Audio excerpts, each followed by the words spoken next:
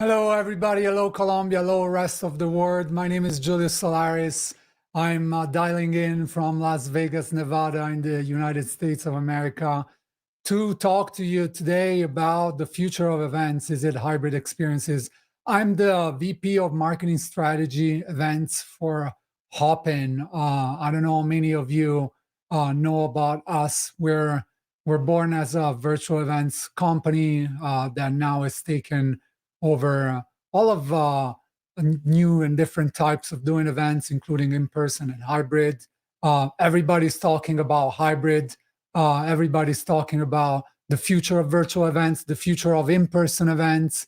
I know a lot of you marketing people, startups in the audience love events as a tool to generate business, to generate new leads, to generate engagement, to create experiences, brand experiences with your audience. So can't wait to show you. If we can bring the slides up on screen, I want to show you a little bit of what I've prepared for you and take you through the journey of the future of events and the future of hybrid experiences. Yeah, here we go. Fantastic. So that's me. I'm the VP of Marketing Strategy, as I said, for events at Hopin.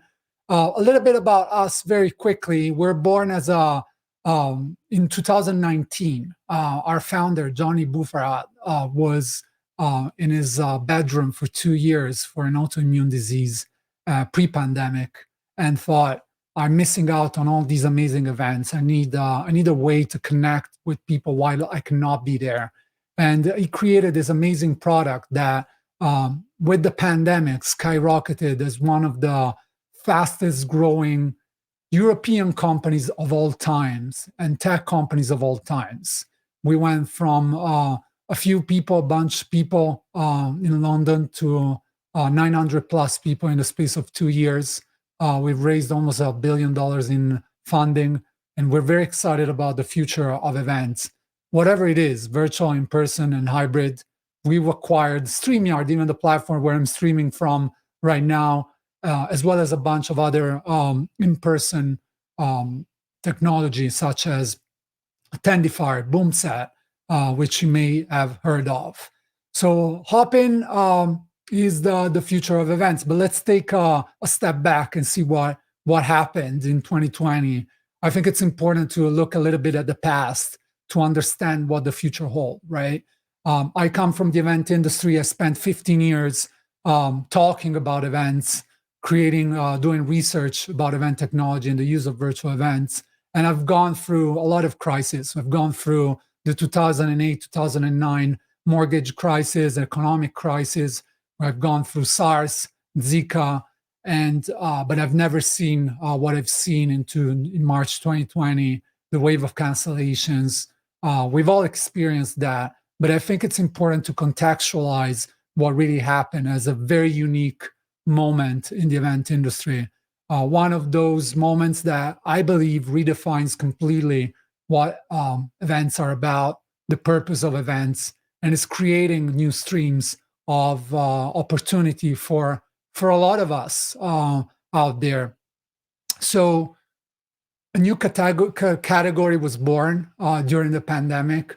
Virtual events were nowhere new. If you had done events before, you know, virtual events was an option, but it's fair to say that we never experienced virtual events as we've had since March 2020.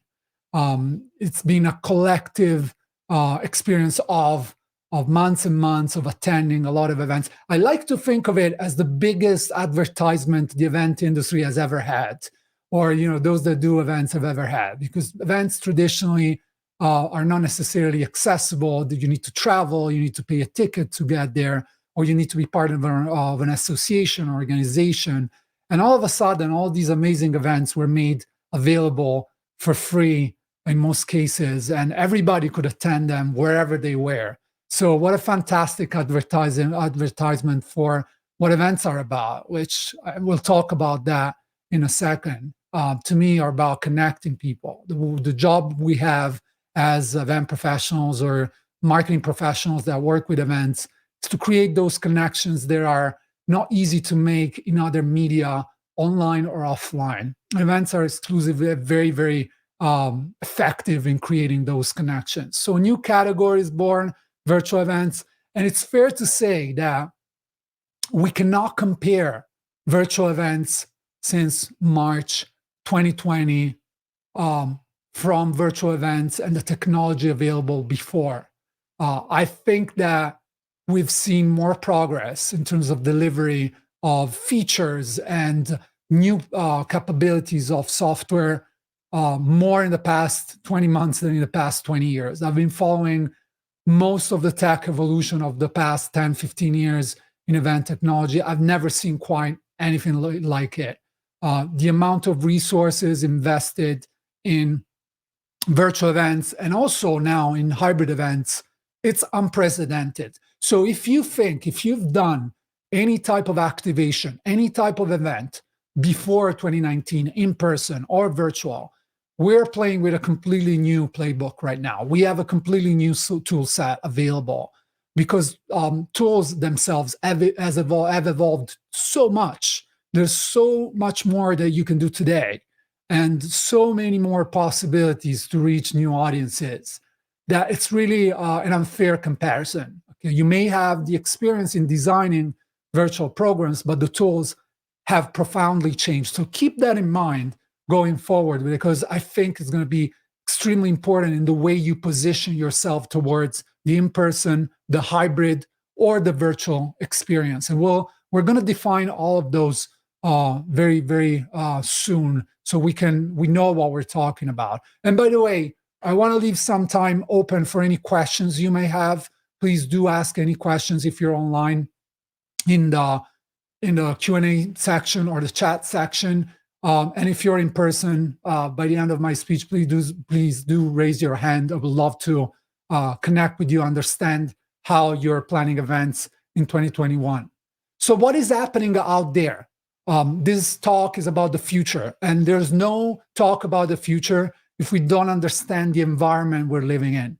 So these are some of the macro trends. They are not necessarily event specific. They do not necessarily belong to the event industry as such, but are happening all around us. So when we talk about events, I want to define that. We're talking about business events. We're not talking about sporting events. We're not talking about special events. We're not talking about weddings and the likes. So business events specifically are deeply affected right now by these trends. The most important one, the one I'll always look at whenever we're defining the strategy for the future for our clients and for our product, for our company, is definitely the hybrid office trend.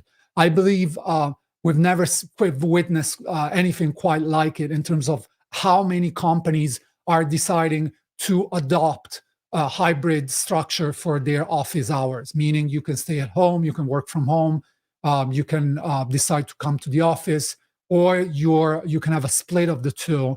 We've seen incredible numbers, almost like 48% of companies planning not to go back to the office at all, 75% of them having a mixed schedule, 85% giving at least 1 or 2 days at home. These are staggering numbers that completely change the scenario of the work environment. And the work environment is extremely important in terms of the impact that it has on how we think about attending events and our attitude towards attending events. Then there's a problem with overload. There's an overload of exposure on camera in virtual environments where we feel the stress, we feel the burnout of many calls, many digital calls through the day. And literally we're reaching a breaking point in terms of engagement. We will talk about how engagement is important to define the future of how we connect online and offline. Then there's climate change. It's undeniable. Everybody's talking about it. Despite the opinion you may or may not have about it, it's a topic of the moment, and it's a trend that it's affecting many industries, and it's having an impact. Events are at the core of it. There's a lot of discussion about the waste and travel produced to attend events, so we need to keep an eye on it.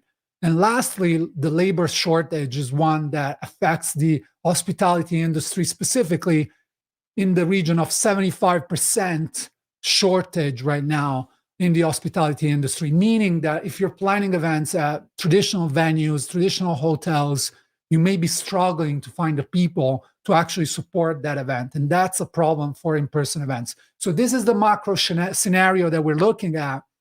But I want to talk specifically about events and what is happening there.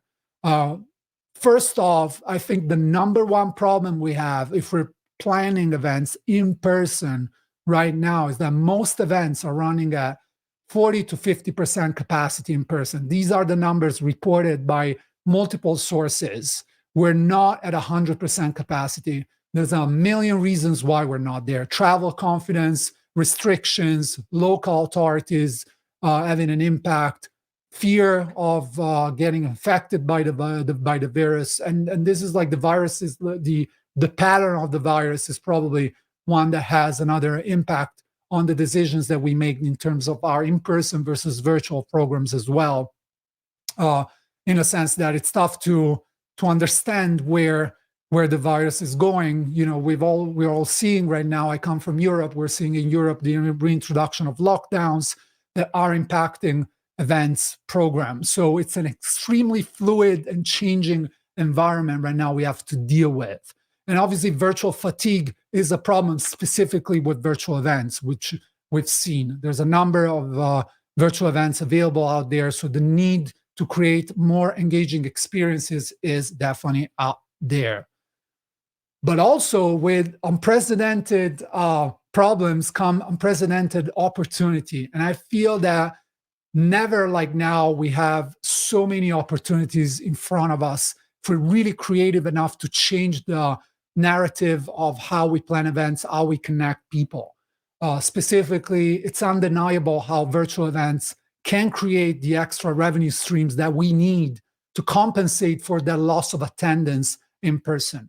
Also, introducing a virtual component helps with reducing cost, and that's pretty important aspect right now. As we enter an inflationary period, we may expect costs to go up.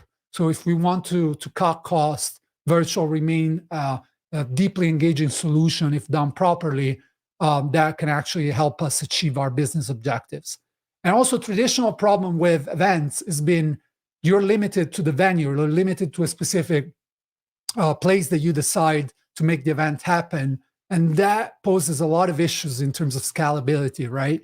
There's only so many people you can have, whatever you decide. But what if that audience can increase and go forward and become bigger? So I'm very excited about these opportunities, but you're here to discuss what the future of events look like.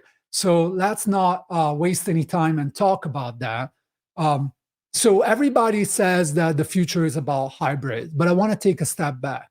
What the market is actually telling us right now is that the future is really about the freedom of choice.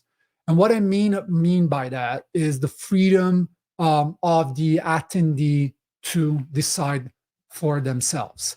So that freedom to me is expressed by the need of meeting and connecting however, whenever, and wherever they want. And these are attendees. This is the need they have. This is like the reaction that the market is giving to this extremely fluid and uncertain scenario we're living in. Therefore, if you're planning your events in 2021 and 2022, you have to consider that many attendees won't be able to travel to your event. Many in-person attendees will want a different type of experience. Many online attendees would want to have a completely different virtual experience. And also, many attendees online or offline may not want to connect with a specific piece of content with a speaker in the moment you're having a speaker. And we're introducing probably one game changer here for the hybrid experiences as such, synchronous versus asynchronous hybrid events. We'll talk about that in a second. But like, keep in mind, however I decide the medium I want to connect with, whether it's my phone, whether it's my presence, whenever I decide I don't need to be there at a specific time, wherever. It could be at your venue, it could be in your virtual venue, as Hopin is. And you have to also keep in mind that planning events meant something pre-pandemic. Planning an event had a specific sets of rules that you would engage with, right? There would be a venue, there would be a program, there would be a speaker, there would be a buffet, F&B, food and beverage, some level of entertainment. That's kind of the standard of events. That has changed dramatically. I've never seen a more fluid concept when it gets to planning events. Literally, there's no one definition of planning events today. And as we navigate towards the metaverse, I'm sure you've talked about this during the event quite a lot. That concept seems like in constant evolution. And really, we can think about in person, we can think about virtual, we can think about almost pre-recorded video that we can put during virtual events and in-person events, and we can think about hybrid. No approach is less valid than the other. I've seen different type of events using different tools. The tool set, the way of doing events has dramatically changed. So keep that in mind, that there is no right way to do events today. There is no wrong way to do events today. Everything counts as long as we connect with people. So let's talk about hybrid events. This talk is called The Future of Events. Is it hybrid experiences? Let's talk about hybrid events specifically. What are hybrid events? We define hybrid events as, we try to keep the definition as open as possible, but we're talking about an in-person event that has an online component, okay? And I'd like to add to that this could be a synchronous or asynchronous hybrid component, meaning that an event can happen in person and then the digital version can happen a week after that. Or it can happen on a website such as Hopin, where all the videos are recorded and then attendees can go and watch them wherever they want. So I believe that the hybrid events definition needs a little bit of working. Let's talk through what hybrid experiences are all about. Can we all agree on the fact that hybrid events are nothing new? So if you think about the Super Bowl here in the US, if you think about the World Cup in Latin America or in Europe, I think you can relate to that. Obviously, if you go to the stadium and you watch it live, it's fantastic. It's a great experience. But if you watch at home, it's also a great experience. By no means it's a completely different experience. When I think about attending at the stadium, I'm thinking about the noise, the sensory involvement, the music, the fans screaming. When I'm thinking about watching it at home, I'm thinking about staying with my family, with my friends, having a few drinks and enjoying a TV show, right? So I feel that this is the direction that the hybrid environment is taking. So if we think about in-person and where in-person is going, in-person is moving towards the experiences, towards feeling, towards connection, less towards content, more towards interaction, right? We want to have that stadium experience. While if we think about virtual, it's moving more towards the TV experience, more towards the watching a TV show, highly produced, where everything is quick and everything is moving fast and I'm being entertained by it, and I can still connect with other people within a platform. So we really have to consider that. But all the challenge that opens is that we need to be able to create connections regardless of the medium. And there's really no sort of attendee that is entitled to a better experience than the other. So whenever we're thinking about creating an in-person experience together with the digital experience, whatever you want to have that digital experience, they need to be equal in terms of delivery for the attendee. There's no first class and second class attendee. Everybody is entitled to the fantastic experience. And this is where we come in. This is where we're thinking when it gets to the future. We're thinking that connection has become a commodity, right?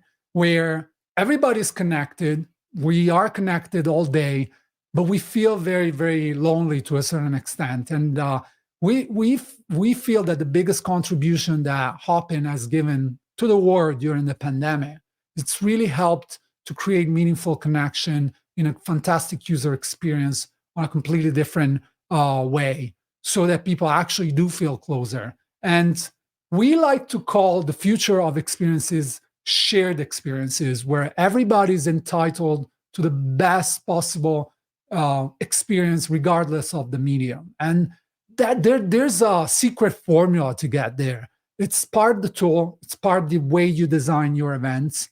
But like the user experience, it's incredibly important. It's something that we spend a lot of time on at Hopin, because we feel that's a direct result of engagement. Let's talk about that. So what's the shift? What's the future? Is it hybrid events? I think the future is not hybrid events, because hybrid events as such are very limited. We're talking a very specific subset. And as we said at the beginning, the concept of planning events has never been more fluid than today. So if we really want to respect all of you in the audience planning different type of events, I cannot come to you and say, listen, this is the way you should do your event. You know best what your audience is about. You know best how they want to engage. And so planners need to be able to be as creative as possible today. And I feel that is reflected in this statement here. I feel we need to move from hybrid events to what we call a hybrid event strategy. Let me explain very quickly what that means. So this is the word before the pandemic. So in-person events were there, and probably you would have some level of engagement for those more forward-thinking events on social media before, during, and after an event. And that would create some sense of touch point other than the in-person event. Maybe we would do some marketing. The situation after the pandemic and during the pandemic has dramatically changed. Let me show you how. This is what we deal with today. So we have social media, which is the outside layer for all the events. Then we have virtual events as a further touch point that it's more close to and specific to a specific community. Then we have hybrid, which is where the online community gets in touch with the offline community, or they're sharing a specific experience at the same time or later on. And then we have in person as the culmination of the coming together. And this sort of new funnel of events all of a sudden has new meanings for the implications. Specifically, I'm talking to you, marketing people that look at creating different touch points. So all of a sudden, what all these new touch points are creating, the virtual and the hybrid experiences specifically, are creating a sense of community. And community has massive implications when it gets to events, because it helps you to not reinvent the wheel every time, meaning that your audience, or it's already briefed about what your events are about. They know exactly what they should be doing. Also, you would appreciate that the approach that we have when we invest in social, virtual events, hybrid events, and in-person helps to decrease FOMO. FOMO, fear of missing out, is at all-time high right now. We are missing out on so many events. We cannot wait to go back to in-person. But FOMO is also a mental problem. It's not only a marketing technique. So we need to be able to offer to our audiences ways to relieve the tension that gets created by online interaction. So if I feel the tension and really want to meet with other people, having a virtual meet, having a way to connect in a hybrid way to the audience in person will help me to feel closer to that community without being there. And obviously, I will plan, and whenever I have the possibility, I will be there in person too. But you see how I'm creating new layers to relieve that tension and be close to my audience. This has been the traditional argument against the events. Fantastic event, amazing, I loved it, but it can be measured. Well, that's not the case anymore. Events can be measured. And the official way to measure events that we look at Hopin is engagement. Engagement was a problem before the pandemic for in-person events. That was by far the number one problem in all the statistics that the event industry has put out. We struggle with engaging with the audience. We struggle with engaging with the audience. That's the same to virtual events. We struggle with engagement with virtual audiences. Engagement redefines everything. Engagement is the true measure of success for your sponsors, for your speakers, for your attendees, for your team. If everybody is engaged with what you created, success is there. So how do we measure engagement? So connection is stronger than content. Keep that in mind. So I've done a lot of research into engagement. I've spent years and years reviewing hundreds of papers about engaging at events, specifically in a learning environment. The number one tool to help people connect and have people engaged, the number one tool we go back when we think about an event is how many people we connected with. So keep that in mind, because the events of the future are more about connecting people than broadcasting content. And content is very important, don't get me wrong. I'm a professional speaker. I love to speak in audiences. And there's always going to be space for it. Platforms like Hopin do a terrific job in reusing and repurposing that content, make it become like Netflix style, where you can do so many things and create new revenues opportunities.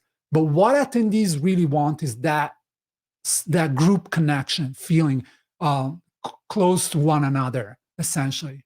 Also, a new tangibility layer has been added by analytics. And this is how virtual events are almost changing the way in-person events are happening. So think about analytics. A huge percentage, almost like 100% of our clients use analytics obsessively. And those analytics shape their in-person programs as well. That's a new twist introduced by virtual events. I'm conscious of time, so I'm gonna, obviously community, we said, more important than a single event. You don't have to reinvent the wheel every time. So what's in it for you, right? What should you do? What's the next step? Well, other than connecting with me @Julius on Twitter or Julius Solaris on LinkedIn, I would love to connect with all of you here at the show for any questions you may have. Think about the revenue opportunity. This is probably the biggest opportunity. The planners that did so well with technology pre-pandemic are the ones that crushed it during virtual events during the pandemic. They were able to reassess immediately their business and go on and did amazing with revenue. I feel that the opportunity that virtual and digital bring to in-person, it's needed right now because we can run at 40, 50%. We need new avenues to make money. Sponsorship opportunities, community opportunities, content opportunities, resell those, but also cost reduction, sustainability. Virtual events are a direct answer to the sustainability issue that we're all facing right now. Community, inclusion, but also extending the life cycle of events. This has been the traditional issue with events. What happens once the event is over? Everybody, you need to start from scratch again. This is what virtual events create, that sense of a year-long community where you don't have to reinvent the wheel every time. Actually, attendees can engage very easily. That's it for me today. It's been a pleasure to talk to all of you. If you have any questions, I'm here to answer those. I don't know if we have any questions right now from the live audience. If not, Julius Solaris on LinkedIn, @Julius everywhere on social media. It's been a pleasure to connect with you. I'm shame I cannot be in person with you all, but yeah, have a great event.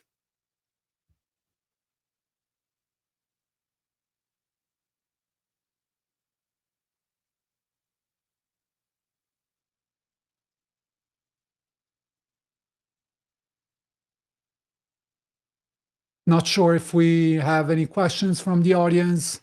I'll stand by. If we have anybody that wants to share, I'm standing by with no problem. Once again, Julius@hopin.com if you want to reach out and ask any questions specifically on how Hopin can help your business. There's no questions, I've been told. Fantastic to be with you. Thank you so much to WebCongress for having Hopin and myself here today.